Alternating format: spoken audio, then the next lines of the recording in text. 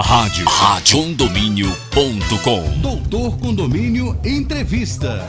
Bom dia, meu amigo Caio. Bom dia, doutor Condomínio. Bom dia a todos que nos acompanham pelo programa Sem Pauta. Muito bem, Caio. Bom, eu vou falar um pouquinho do Caio aqui. Caio César Pereira da Mota Oliveira, advogado, sócio-diretor do escritório Caio César Mota Advogados Associados, diretor das empresas garantidoras de crédito Condocred e Cred Sempre, de recuperação de crédito, é graduado em Direito pela Universidade Católica de Goiás, né, especialista em Direito Público pela Faculdade Atami, Unidade Goiânia, e é também, né, membro do Conselho Seccional da OAB de Goiás e também diretor, coordenador do Núcleo de Direito Condominial da OAB de Goiânia. É isso mesmo, Caio? Exatamente, doutor. É isso aí. Que currículo. Que currículo. E a Graziela Sardinha está me apresentando aqui agora o seu cartão, Caio. Olha que legal. Eu conheço ele. Doutor Caio, tô em falta com o senhor, viu? Não esqueci não. Tudo bem com o senhor? Bom dia. Oi, Graziela. Prazer ouvi-la. Bom dia. Bom dia. Fizemos um programa junto recentemente. Desculpa aí. Tá vendo? Olha aí. Grata surpresa, doutor Condomínio. Caio, se você não sabe, ela é uma das meninas do Doutor Condomínio, faz parte aqui do nosso programa. Todas as quartas-feiras sim, quartas-feiras não, ela tá aqui. Olha a maldade. Toda quarta-feira, doutor Caio, estamos aqui juntos, trabalhando, fazendo... Excelente. O núcleo de uma audiência muito qualificada, doutor. Meus parabéns. Muito bem, você é muito carinhoso. Caio, vamos falar um pouquinho desse mercado condominial de Goiânia, né? Eu tenho algumas curiosidades para te perguntar, né? Na verdade, não de Goiânia, é de Goiás, né? Primeiro, eu queria que você falasse como é que tá aí a OAB, como é que está sendo o trabalho desenvolvido pela OAB aí na área de direito condominial junto aos condomínios aí do estado de Goiás. Pois bem, nós tínhamos até 2018 apenas a Comissão de Direito Imobiliário. E os trabalhos voltados ao direito condominial, ele era feito em caráter de subcomissão, ou seja, não tinha uma autonomia, não era uma comissão com vida própria, com trabalhos autônomos.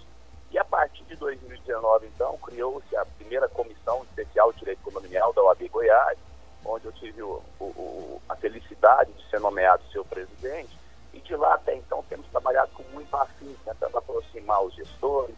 Embora seja uma comissão da OAB, vale ressaltar, esse trabalho a gente tem feito de natureza multidisciplinar, tentando envolver, trazer conhecimento, envolver outros grupos, a exemplo Secog, a exemplo aqui alguns institutos que têm também atuado. Então é um trabalho coletivo e tem dado resultados. Nós já tivemos aí workshops, simpósios, iremos agora de novembro com um grande congresso, onde nós teremos, dentre grandes nomes, a grata surpresa de contar com o vosso ilustre presença. Então é isso, o direito condominial ele vive um momento de ascensão, sem dúvida nenhuma, muito inclinada neste 2019. Muito bem, eu fiquei até muito lisonjeado de você ter me convidado para participar de um evento de direito condominial, né? Porque eu sou um curioso, né? Não sou advogado. No assunto. Que é isso, bondade sua. Mas vou estar aí com o maior prazer no dia 9. Por ter aceitado. Obrigado, Caio. Eu vou estar com o maior prazer aí discutindo falando sobre previsão orçamentária e sobre outros temas que são muito interessantes, porque inclusive vamos falar um pouquinho desse evento, né? Esse evento vai ser no dia 9 de novembro e eu queria que você falasse um pouquinho o tema, quem vai participar do evento, fala um pouquinho desse evento de vocês aí em Goiânia. O evento acontecerá nos dias 8 e 9, tendo início no dia 8 às 7 horas da noite e findando às 22. No dia 9 nós retornaremos com o trabalho a partir das 8 horas da manhã, encerrando às 20. E nesse evento nós contaremos com a presença da jornalista da Rede Globo de Comunicação, Lilian Vitfig, nós contaremos com um professor, um dos maiores autoridades, sem dúvida nenhuma, do direito condominial a nível nacional, o professor Silvio Capanema.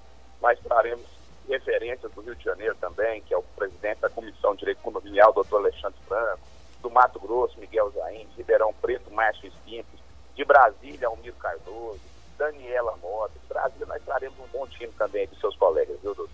Nossa, e que aí, maravilha. Complementando a pergunta, nós falaremos de contabilidade, previsão orçamentária através de uma referência do segmento que é o Amigo. Nós falaremos de responsabilidade civil, criminal, reflexos dela. Falaremos de crimes dentro do condomínio, crimes contra a honra, exposição de condômino. Falaremos também da mediação falaremos das Assembleias Gerais, agora nós estamos vivendo um momento de projeto de lei onde nós falaremos sobre as Assembleias Virtuais, como devemos nos comportar, o que nós devemos exigir que seja aplicado. Falaremos também do projeto de lei que visa a regulamentação da profissão de síndico. Falaremos tudo que tem de mais atual do segmento. Nossa, que maravilha, um evento bem diversificado, né, Caio? Bem diversificado. Nós tentamos atender esse nicho de forma bem apropriada, bem próxima. Maravilha, eu vou sentar na primeira fila ali para assistir tudo, para aprender com vocês aí, pode ter certeza disso. Essa troca muito de vai e desce, viu, professor? É isso aí. Caio, eu queria falar sobre um outro tema também, que é um tema que aqui em Brasília tem muita polêmica e eu já vi que você atua nessa área. Essa área de garantidoras, né? Existe uma grande polêmica aqui em Brasília, alguns que dizem que não é legal, que questionam muito isso. Eu sou do pensamento que o Código Civil estabelece muito tranquilamente a cessão de crédito, eu não vejo problema nenhum. Mas criam-se muitas questões quando se envolve a compra da inadimplência condominial. Eu queria que você falasse um pouquinho como é que isso funciona aí no mercado de Goiás. Essa discussão, ao meu ver, até já restou superada. Algumas cidades tentam surgir com novos assuntos, com novas abordagens, mas penso eu que por se tratar de uma matéria de direito privado, é lícito às partes, é lícito aos condôminos dispor da forma que melhor lhes aprouver. Então, como se trata, como já até muito bem pontuou, de uma cessão de crédito, essa cessão de crédito ela pode ser feita livremente. E aí, talvez a discussão que cingia-se sobre a temática era se, a partir do momento que eu não autorizei, que eu não concordei, mas fui voto vencido na Assembleia de Condôminos, eu estou autorizando a dispor de um crédito também que me pertence. E aí entendo eu que, como existe um poder de representatividade, e aí eu faço escorado até nos julgados que tenho visto, diz que se a maioria, se assim for, se é um entendimento da maioria, respeitando o princípio democrático que deve vigir, ou que deve regir as Assembleias de Condomínio, sem nenhum problema. Então penso eu que está sendo bem aceito, o mercado admitiu, e aí até uma curiosidade, né? Eu também me posicionava no início assim, muito receioso, muito temeroso com a prática de mercado. E fui vendo que de fato, mais uma vez, quem diz o que fica e o que não fica, não somos nós operadores do direito, não somos nós gestores de condomínio, não somos nós prestadores de serviço. Quem diz o que fica e o que não fica é a sociedade. A sociedade aceitou e assim o pratica. Então, eu acho que é questão de regulamentar alguns detalhes, mas é livre a prática. Perfeito. A Graziela quer te fazer uma pergunta aqui, doutor Caio. Então, doutor Caio, lá em São Paulo, essa prática, né, é vista com maus olhos. Como é que é visto em Goiânia? Como é que as pessoas veem essa prática aí em Goiânia? Radiocondomínio.com. Da decisão de ter ou não, ok. Mas como é que as pessoas veem essa prática aí dessa compra, dessa inadimplência? A questão da aceitação em Goiânia, eu acho que é até melhor do que em algumas outras cidades do estado. Goiânia tem admitido com muita tranquilidade, com muita naturalidade. Eu como eu estava falando há pouco, eu era receioso, tinha um certo temor e até tinha uma ressalvazinha com relação à prática. Mas fui vendo que, de fato, era o que o mercado queria. O que há na minha concepção que ser feito, doutor Condomínio, é uma regulamentação. Nós precisamos dizer quem vai regulamentar essas operações exercidas pelas empresas. Porque não tem CVM, não temos Banco Central, não temos ninguém. Trata de uma prática de mercado simples, sem nenhuma fiscalização por parte do poder público. E aí no Paraná, isso inclusive culminou numa CPI lá, chamada CPI dos condomínios. Exato. Onde lá se aplicava, não estou dizendo que isso aconteça em outras cidades, até porque eu não tenho percebido, mas chegou a ser discutido no Paraná. O que acontecia? Lá eles começaram a aplicar uma taxa de juros que não era permitida, começou a ter um incidente de multa que o Código Civil também vetava, começou a ter uma prática de desapropriação muito forte, tendenciosa, e isso tudo foi objeto dessa CPI. Então lá eles fizeram um termo de ajuste de conduta, estabeleceram-se lá nesses moldes, e aí regulamentado.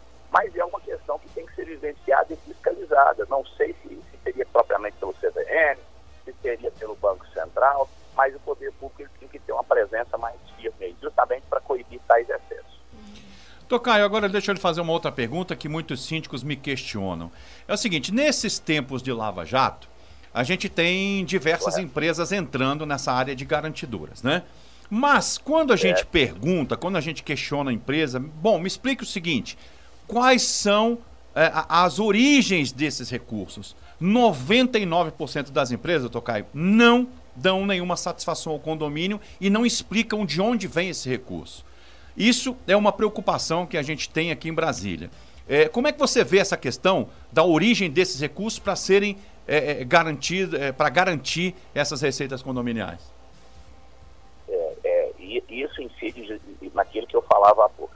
A gente, de fato, precisa de uma participação do poder público no acompanhamento. Temos empresas já, doutor Condomínio, que tem mais de 2 bi em fundos de investimento. E aí a gente não sabe nem da origem de recursos de A ou B. A gente não sabe da origem de recursos da grande maioria desses investidores. É verdade. Então, isso realmente nos preocupa. Aí alguns defensores da prática falam, mas peraí, qual que é o risco do condomínio se esse dinheiro vier a ser sobre bloqueio?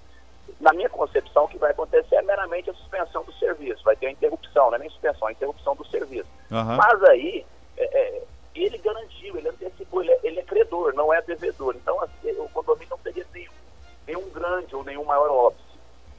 Talvez a dificuldade residiria, de fato, na sequência, na continuidade da prestação do serviço. Mas isso ele substituiria. Agora, a questão é do poder público, de fato, conhecer a natureza, até porque a percepção dos rendimentos aí tem despertado interesse de muita gente. Sim. E isso a gente tem, de fato, nós, enquanto cidadãos, nós, enquanto pessoas interessadas na gestão, na boa prática, nós temos que cobrar isso do poder público. E aí eu me coloco até assim, parece que estou jogando contra o time dos empresários que assim atuam, né? Uhum. Mas eu acho que a gente tem que pensar no todo.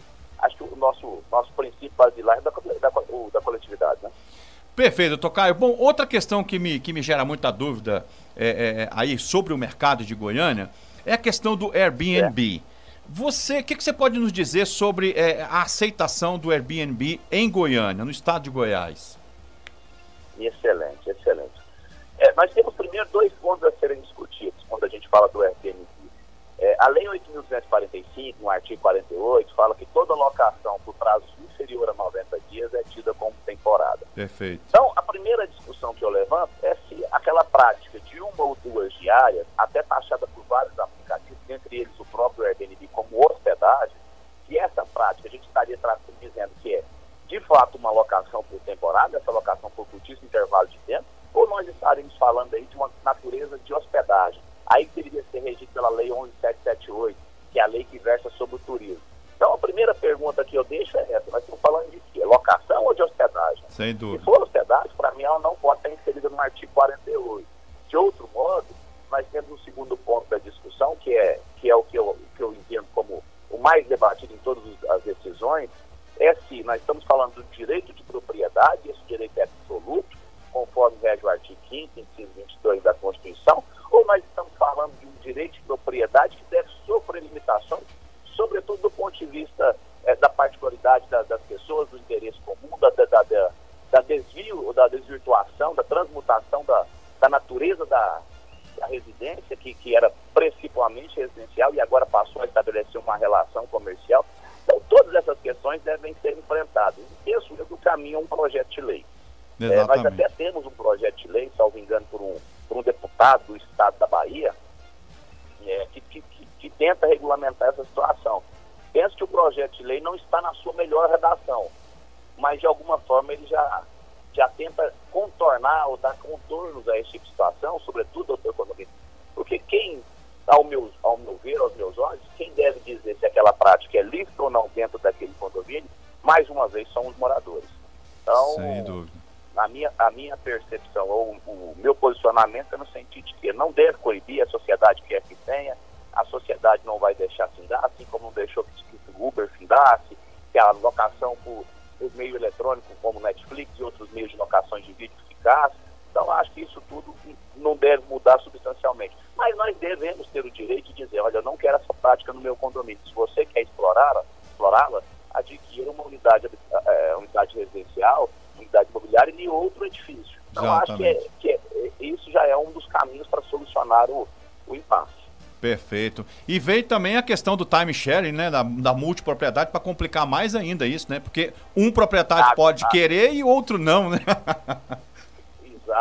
Exatamente. E aí, quando a gente fala da multipropriedade, então essa discussão vai criar uma polêmica, um grupo ainda maior. Até porque a multipropriedade foi regulamentada há pouco, até então, mas não tive nem regulamentação sequer da multipropriedade. Sem dúvida. Obrigada, Caldas Novas. Uhul! E Caldas Novas, curiosamente, de todas as cidades que tiveram uma lei complementar versando sobre locação por temporada, a única que continua em vigor é de Caldas Novas, viu? Pois é. Olha aí, por isso que a Grazi está aqui, né, levantando a questão de Caldas Novas. Caio, uma outra pergunta que eu queria te fazer é o seguinte, é uma decisão que não é muito recente, mas é uma polêmica também aqui em Brasília, a questão das coberturas pagarem a taxa dobrada, né?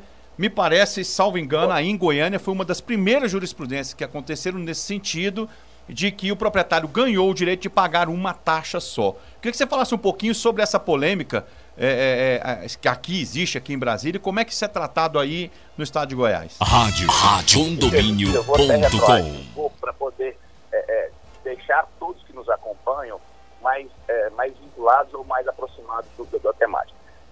A lei, essa questão da cobrança por fração ideal, ela surgiu lá na lei de 4.591 de 64, através do brilhante jurista Caio Mário.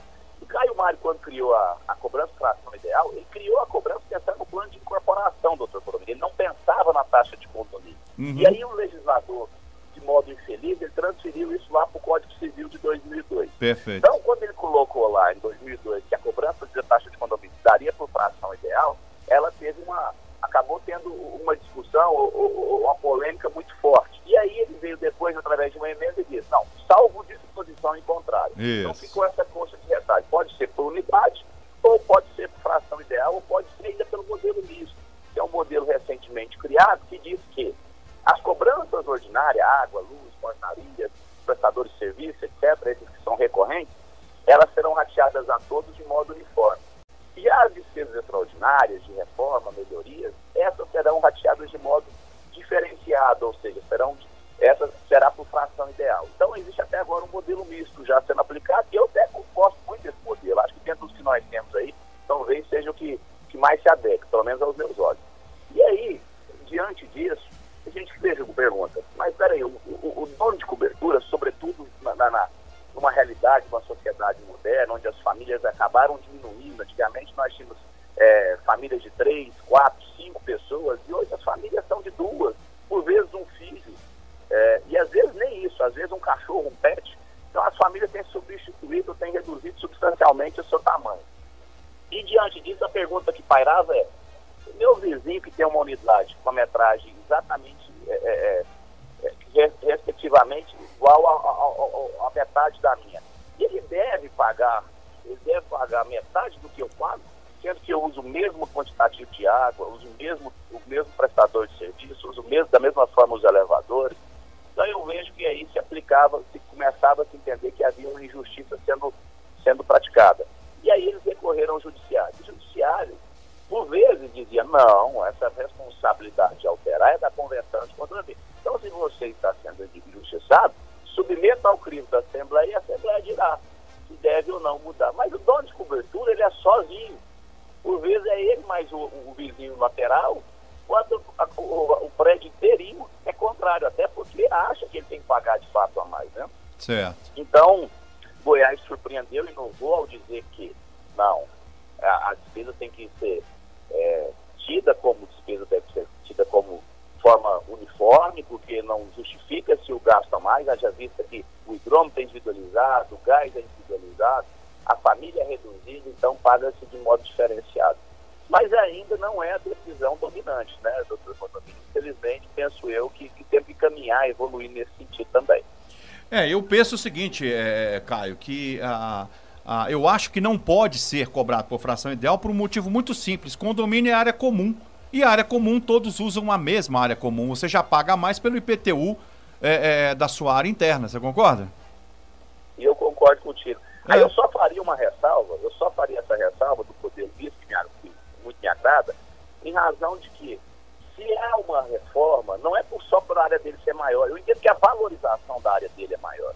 Então, numa eventual reforma, eu até acho que ele tem que concorrer de modo diferenciado, porque ele tem um resultado disso de modo diferenciado. negociado. Certo. Mas é a única ressalva que eu faço. No resto, eu acho que ele tem que concorrer exatamente de modo igualitário. Maravilha. Bom, Caio, estamos terminando aqui o nosso tempo. Infelizmente, eu queria ficar mais tempo com você aqui, mas vamos só dar uma reforçada no evento que vai acontecer aí dia 8 e dia 9 de novembro em Goiânia. Fale um pouquinho aí pra gente, se as pessoas quiserem também ter acesso, se inscrever. Fale tudo que você puder aí do evento de Goiânia, dia 9 de novembro. Vamos lá. Então, esse evento de Goiás teve sua primeira edição em 2016, onde nós contamos com mais de 450 pessoas. Esse ano a gente espera repetir esse público, só que a gente quer repetir o público de modo que a gente traga só pessoas envolvidas ao setor, que a gente evite aqueles curiosos menos vinculados à matéria. Embora todos sejam muito bem-vindos a Goiás, todos sejam muito bem-vindos ao evento. Só que com essa qualificação, com essa proximidade de profissionais, a gente visa qualificar, melhorar algumas práticas que a gente tem visto aqui, doutor, com muita dificuldade. A exemplo, a gestão, as responsabilidades de uma má gestão. Uhum. Nós queremos que todos os envolvidos no setor comecem a cobrar, comecem a pressionar os síndicos e aqueles que, porventura, querendo ou não, motivadamente ou não, tiverem um ato de má gestão, que eles sejam punidos. Então, a gente quer que tenha de fato uma gestão qualificada, que os condôminos saibam de fato as limitações dos seus direitos, sobretudo a extensão dos seus deveres, que os prestadores de serviço possam auxiliar de modo muito técnico, muito habilidoso os gestores do seu respectivo condomínio. E aí quando eu falo dos prestadores de serviço, eu estou falando do advogado, estou falando do contabilista, sobretudo porque temos contadores e advogados muito bons, naturalmente, mas temos tantos outros aí surgindo no mercado sem nenhum compromisso Sem dúvida. E nem a certeza ou convicção de que é aquela linha de mercado que ele quer atingir.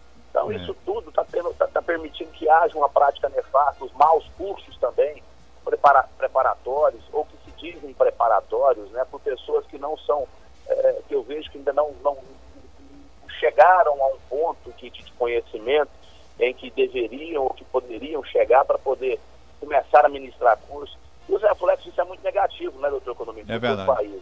É eu acho que essas práticas é que a gente tem que combater a priori. A partir do momento que a gente tiver boas referências de professores, bons cursos, bons eventos, e as pessoas começarem a se associar sua imagem apenas a esse tipo de evento, penso eu que a gente dará um salto muito grande. E o mercado de condomínios, não sou eu quem digo, mas nos últimos 100 anos, aí, só para se ter uma ideia, o IBGE estima-se que aumentou em mais de 270%.